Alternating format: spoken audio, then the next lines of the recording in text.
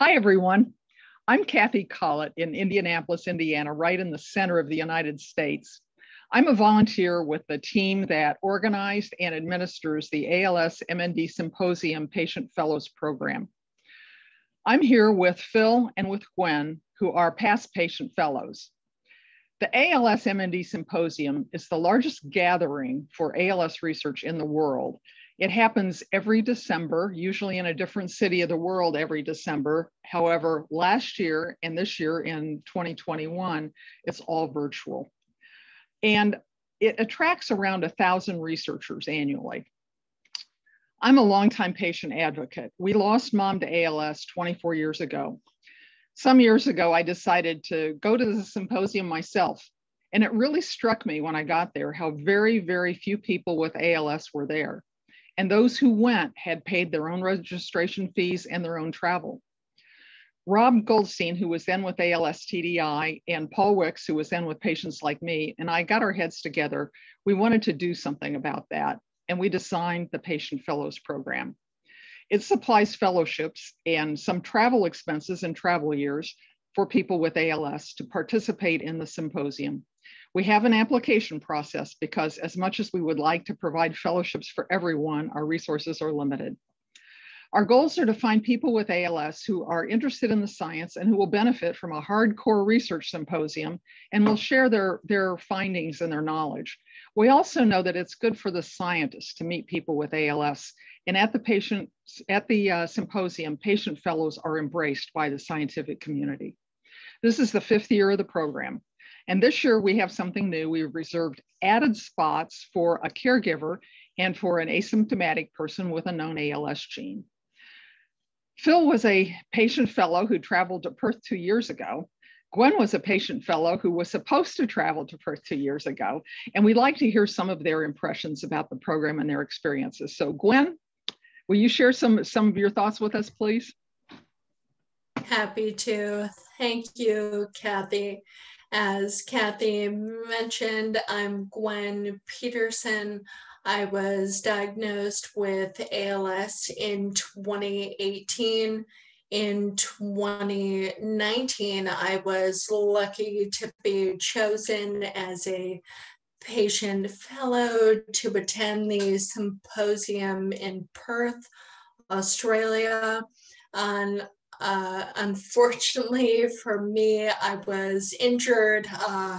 ALS it throws a monkey wrench into the plan sometimes. So I was injured and unable to attend in person. However, I followed along with the symposium on social media. So I found that Twitter happened to be a great asset in terms of being able to see real-time updates. So researchers, scientists, patients, people like Kathy do an excellent job with updating real-time from the symposium. There is also an official hashtag to be used, and that's hashtag ALSMNDSymp. So we do encourage you to get the conversation rolling using that hashtag.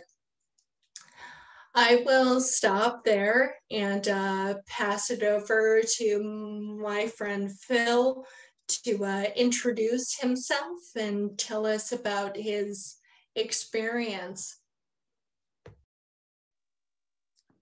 Thanks, Gwen. My name is Phil Green. I was diagnosed with ALS in August of 2018. And I, at that point, decided I was going to jump feet first, head first, whatever, my whole body towards making a difference in the fight against ALS. And part of that meant that any opportunity that I had to insert the patient voice into anything ALS related, I took advantage of that situation.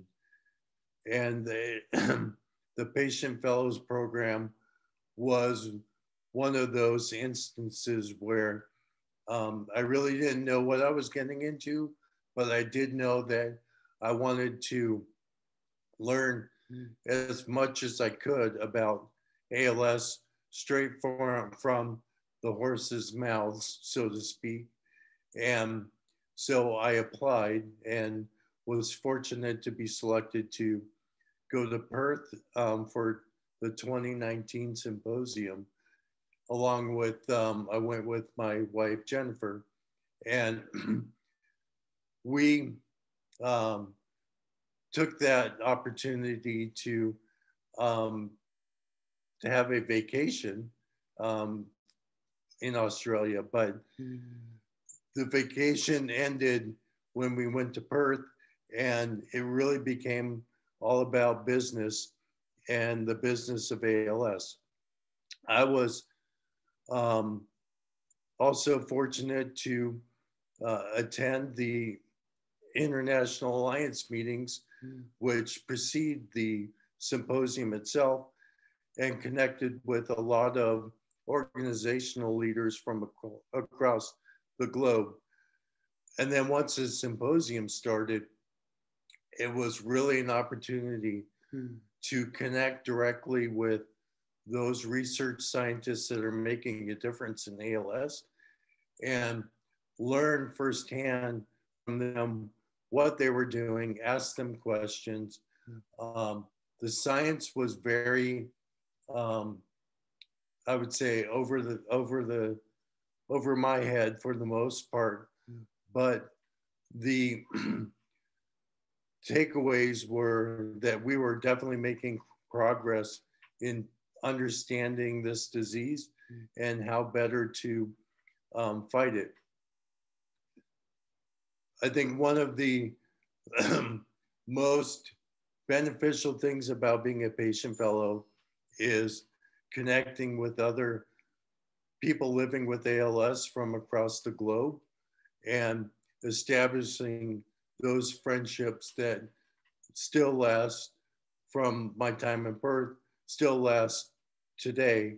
And I engaged with many of the patient fellows I met with in Australia on other committees, as well as just to keep in touch and find out how they are doing.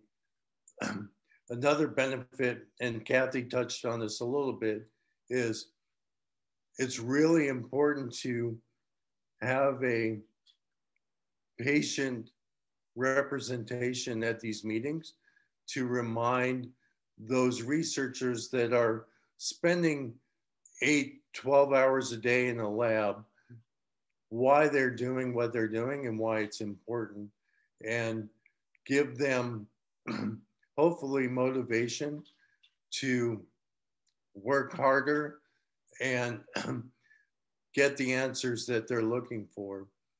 So from a selfish point of view, the Patient Fellows program for me satisfied so many different things that I was looking to get from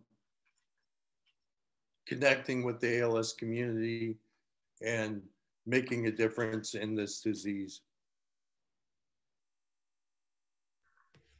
So I really strongly dislike having to go after Phil anytime he speaks. Thank you, Phil.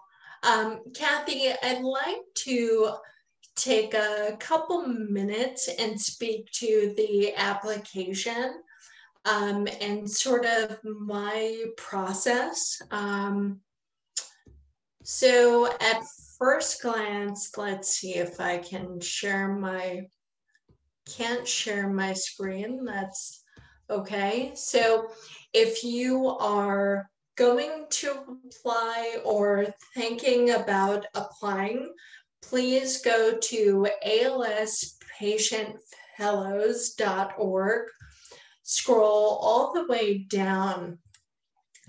And the first thing I wanted to do was look at the application to see, am I eligible? Am I fit to apply?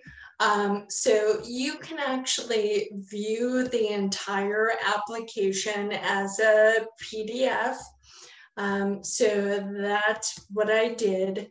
And instead of trying to complete the entire thing at once, viewing it in advance, I was able to chunk it out. So I tackled like 1 or 2 sections at a time.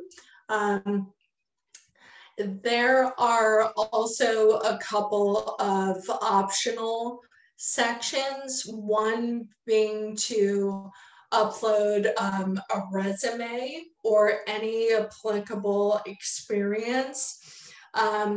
This application lit a fire under me to get my experience in ALS down on paper. So this motivated me to create a resume around my experience in research. So I've participated in a clinical trial. I've also participated in a number of observational research studies. In addition, I've done a lot of advocacy. So if you work with one or multiple ALS advocacy groups, you can describe your contributions.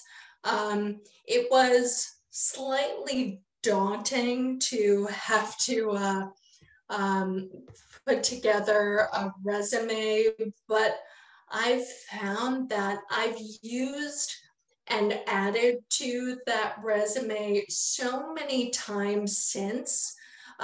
So it might seem like a lot at first glance, but that resume has been helpful in other applications and other opportunities. So I'll stop there and ask Phil what his process looked like. So I also did not have a resume or CV, nor did I take advantage of the opportunity to create one at this point, but I just wrote down a narrative about why research in ALS was important to me, and why I thought that bringing the patient voice was important to the symposium, and talked about any efforts that I had had in connecting with both researchers, companies that were doing clinical research in ALS, and just put out, my heart onto the screen. And unlike when I did it all in one shot and hit the submit button and was hopeful that I would be selected, looking back, I wish I would have taken the time to do a resume, because I ended up having to do one for another application about a year later. And being a 2-time patient fellow, I don't recall if I submitted the resume I had created for my second application. I may have, but it is worthwhile. And on my resume, I do now have 2-time patient fellow as highlighted as one of the things that I have done. So it is a resume builder. And like Gwen said, you know, it is worthwhile sitting down and putting on paper or on the computer all the work and effort that you've done as a person living with this disease to make a difference. Thank you. Thanks to you both. I can't think of better examples of what I feel is a successful patient fellows program than you two and what you've brought to the conversation. We know that the application itself is not quick to do, but there's a reason for that. We have a scoring process. We have a selection team of 6 people, 3 people with ALS MND and 3 of us who don't have ALS MND, but who are very close to the cause. And we try to blind the applications as much as we can. And then we have a scoring process. I mean, we kind of go our separate ways and hide out for a weekend and score the applications. And then we put all those scores together. And it's been a remarkably productive process. We've come up, I think we've selected some really outstanding patient fellows in the past, and I hope the process goes on. So thanks to you both. As Gwen said, please go to alspatientfellows.org for more information. There is a PDF of the whole application, and then there is an apply now link for you to actually go in and complete the application online.